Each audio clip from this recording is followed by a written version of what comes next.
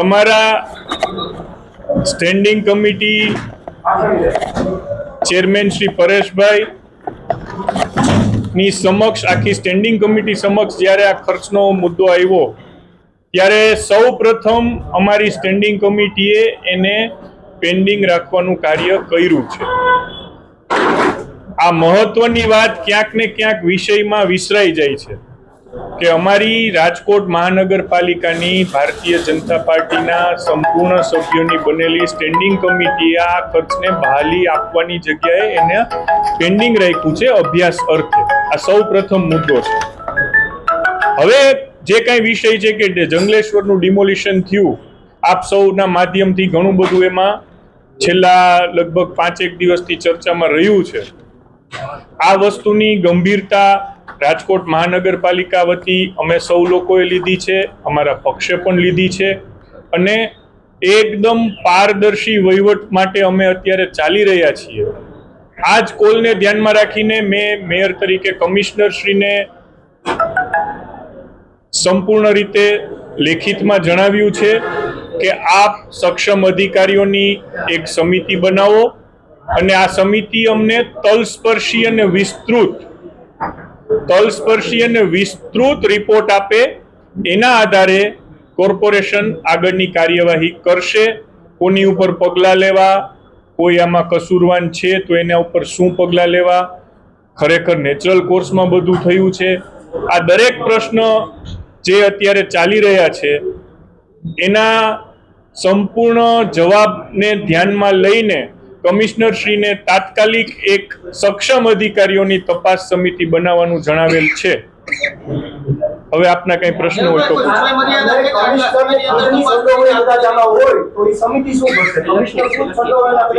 આપ એક પ્રશ્ન પૂછો એટલે કમિશનરશ્રીને અમે સોંપેલું છે એટલે સમય મર્યાદાથી માંડીને જે કંઈ સૂચના છે એ તો એ અધિકારીને આપી શકશે, પરંતુ ખૂબ ઝડપથી આખો રિપોર્ટ અમારી પાસે આવે એવો અમારો આગ્રહ છે। કમિટી બનાવવાની સત્તા અમે કમિશનરને આપી છે અને એમાં સક્ષમ અધિકારી એવો લેખિતમાં મેયર તરીકે ઉલ્લેખ કરેલો છે, એમને જે મેં પત્ર લખ્યો છે એમાં, એટલે સક્ષમ અધિકારી એવું કીધું છે।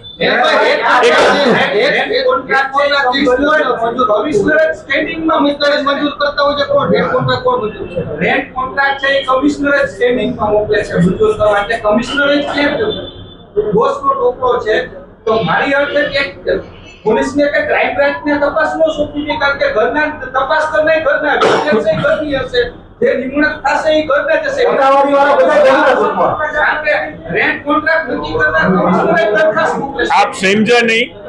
સ્ટેન્ડિંગમાં દરખાસ્ત કોણ મોકલે? સાંભળો, એ જ કહું છું કે કમિશનર દરખાસ્ત મોકલે છે અને સ્ટેન્ડિંગ કમિટી મંજૂર કરે છે। આ કિસ્સામાં અમારી ટર્મ પહેલાની આ ઘટના છે। સાંભળો, તમારા સવાલના જવાબ ઉપર જ આવું છું। અમારી ટર્મ પહેલાની આ ઘટના છે, માટે અમે કમિશનરને એમ કીધું છે કે તમે સક્ષમ અધિકારીઓની ટીમ બનાવી અને અમને રિપોર્ટ આપો, વિસ્તૃત અને તલસ્પર્શી રિપોર્ટ આપો। રિપોર્ટના આધારે નિર્ણય તો સ્ટેન્ડિંગ કમિટી ને કોર્પોરેશન જ કરશે। જેમ કમિશનરની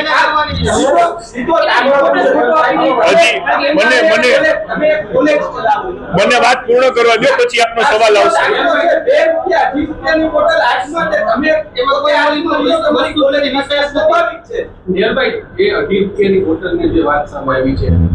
કોન્ટ્રાક્ટર પોતે એવો બોલ્યા છે કે 200 ml ની બોટલનું આપતો ને જેનું બજારમાં કિંમત 2.5 થી 3 રૂપિયા છે, ઈ કોર્પોરેશનને 2023 સુધી 8 રૂપિયામાં આપી છે।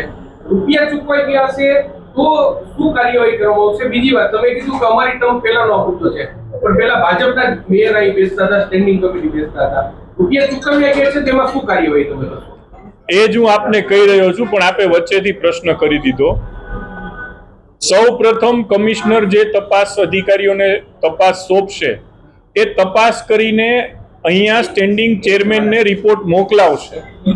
સ્ટેન્ડિંગ ચેરમેન અને સ્ટેન્ડિંગ કમિટી રિપોર્ટનો અભ્યાસ કરી અને નિર્ણય લેશે કે શું કરવું, અને એના આધારે કોર્પોરેશનનો અર્થ છે જનરલ બોર્ડ, કે અમે લોકો નિર્ણય લેશું। એટલે અધિકારીઓએ કરેલું ખર્ચ છે કે અધિકારીઓ દ્વારા જ કરવામાં આવ્યું છે, જે આપનો સવાલ છે, પરંતુ અધિકારીઓ તપાસ સમિતિના માત્ર સભ્ય છે અને એ સભ્ય તરીકે અમને રિપોર્ટ આપશે. એ રિપોર્ટમાંથી શું ગ્રહણ કરવું, કેટલું ગ્રહણ કરવું, એ અમારા સ્ટેન્ડિંગ કમિટીના સભ્યોનો જે કાયદાકીય અધિકાર છે એ મુજબ થશે. નેહલભાઈ, તમારી સોય કમિશનર ઉપર જ છે, કારણ કે દરેક વર્ગના અધિકારીને પૂછ્યું, એમને કીધું કે કમિશનરનો આદેશ હતો ડિમોલેશનની અંદર, એટલે મેં બધી વસ્તુઓ મંગાવી છે, એટલે મેં ઓર્ડર કર્યા છે, એટલે મેં આ બધી વસ્તુ તૈયાર કરી. તો શંકાની સોય તો મ્યુનિસિપલ કમિશનરની સામે છે, એ તપાસ કરાવશે તો એ કઈ રીતે થશે? આ તપાસ તો સ્વતંત્ર વિજિલન્સ ગ્રુપથી થવી જોઈએ, એમાં કોઈ નિવૃત્ત જજ આવવા જોઈએ, તો જ આ તપાસ તટસ્થ રીતે થઈ શકે છે. નેહલભાઈ 3 કરોડ રૂપિયા આપણો ગયો છે, હજી 5 આપને કાયદાકીય પ્રક્રિયા સૌને મારા કરતા વધારે ખ્યાલ હશે એમ માનું, છતાં પણ એટલા છતાં પણ કહું કે સૌ પ્રથમ તપાસ લોકલ સ્તરે થતી હોય છે. લોકલ સ્તરે થયેલી તપાસમાં ક્યાંય આપણને ક્ષતિ જણાતી હોય કે એવું લાગતું હોય કે આ તપાસ પૂર્ણતઃ નથી, તો પછી એમાં આગળના સ્ટેપ થતા હોય છે. હજી આ તપાસની સૌ પ્રથમ કડી છે.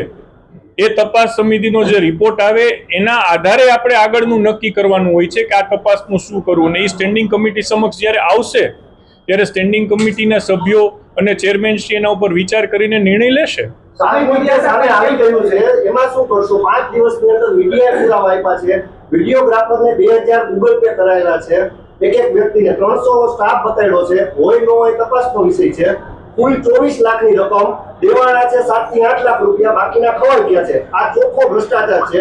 આ 15 રૂપિયાની ચાના 21 છે, એ પણ ચોખ્ખો ભ્રષ્ટાચાર છે. હવે એમાં સમિતિ શું કરશે? તમે ખૂબ એજ્યુકેટેડ છો, વકીલ છો, તમે પત્રકાર પણ છો, તો તમને તો ખ્યાલ આવી શકે. પત્રકાર થઈ જાવ એવી વિશ હજી નથી થયો, પણ આપ જે બોલ્યા એ જ મારી વાત છે કે હોય ન હોય તપાસનો વિષય છે, તો અમે તપાસ જ કરો. 5 દિવસમાં મીડિયા આટલું લઈ આવી. તમે એટલા બધા એક્સાઇટેડ છો કે મારું વાક્ય પૂરું નથી થવા દેતા.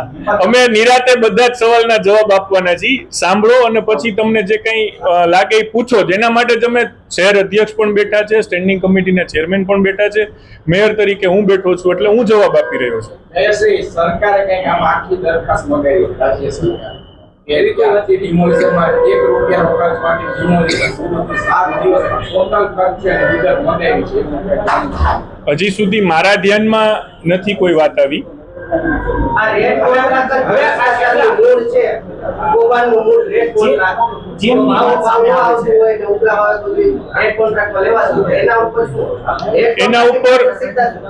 એના ઉપર પણ અમે ગંભીર વિચારણા કરી રહ્યા છીએ. તો આપ સ્ટેન્ડિંગના સભ્ય થઈ જાઓ અને તમે નિર્ણય કરો.